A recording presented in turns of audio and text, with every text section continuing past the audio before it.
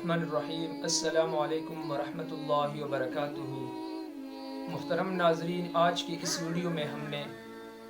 آپ حضرات کو شب قدر کے متعلق چند اہم اور ضروری باتیں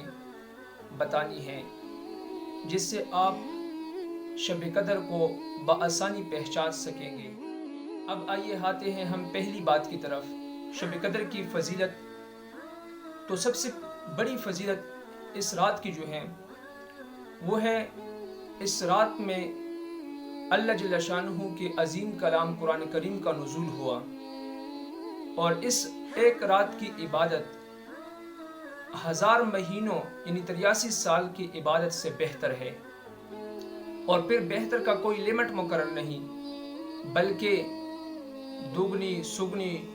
چگنی جتنا بھی بہتر ہے وہ اللہ کو معلوم ہے۔ چنانچہ سیدنا محمد عربی صلی اللہ علیہ وسلم نے فرمایا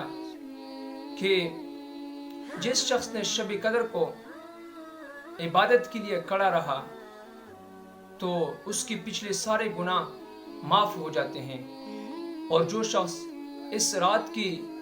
عبادت سے اور اس رات کی برکت و خیر و برکت سے محروم رہا تو گویا کہ وہ محروم اور بدنصیب ہے۔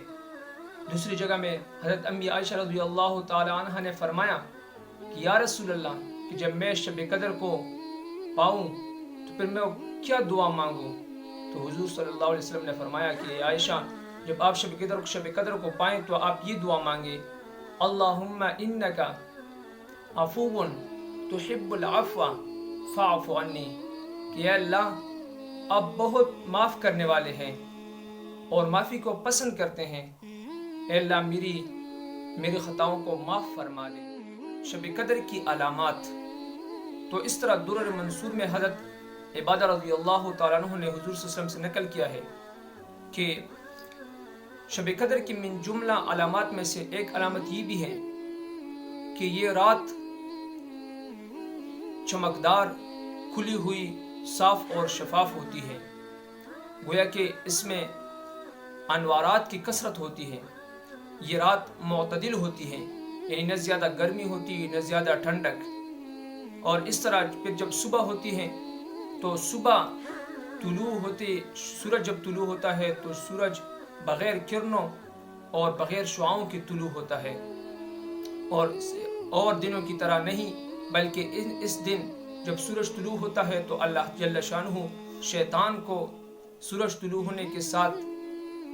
طلوع ہونے کو روک دیتا ہے، اور اس کے ساتھ ساتھ اس رات کو شیاطین ستاروں کے ساتھ شیاطین کو نہیں مارے جاتے۔ اسی طرح سمندر کا پانی اس رات کو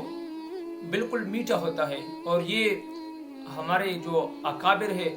اس سے ثابت بھی ہے کہ انہوں نے تجربہ کیا ہے، 27 رمضان کو دیکھا ہے، 23 رمضان کو دیکھا ہے، تو وہاں پہ جب دیکھا تو اس کے ساتھ جب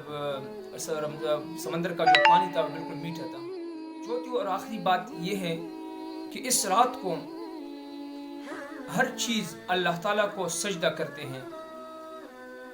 اسی طرح مثلا درخت یہ زمین پر گر جاتے ہیں، اور اس طرح زمین اور جو چیزیں ہیں یہ سارے اللہ تعالیٰ کو سجدہ کرتے ہیں اور پھر اپنی حالت میں چلے جاتے ہیں۔ لیکن یہ جو چیزیں ہیں اس میں ذہن میں یہ بات یاد رہیں کہ یہ چیزیں امور کشفیہ میں سے ہیں، اگر کسی کو یہ چیزیں محسوس نہ ہوئی تو اس سے یہ لازم نہیں آتا کہ یہ شب قدر انہوں نے پایا نہیں ہے۔